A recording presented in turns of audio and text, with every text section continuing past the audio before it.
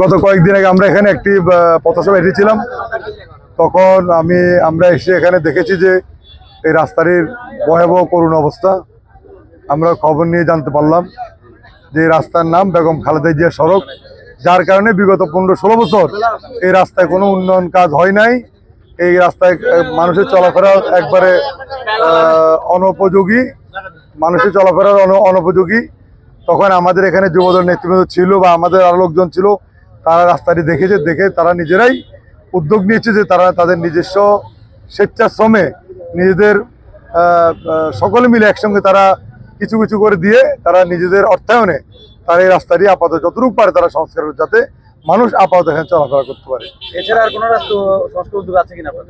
এছাড়া আমরা কয়েকদিন আগে আমরা যে ফুলগাজীতে যে আমাদের যে বণিক পাড়া, সেখানে আমরা কিছু রাস্তার কাজ করেছি।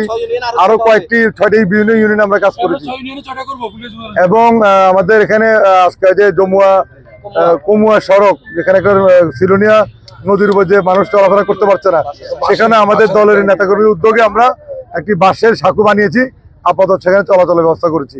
এবং স্থানীয়ভাবে আমরা সরকারের বিভিন্ন যারা এই কাজের দায়িত্বে নিয়োজিত আছেন, এই এলজিডি, ওনাদের সাথে আমরা যোগাযোগ করেছি।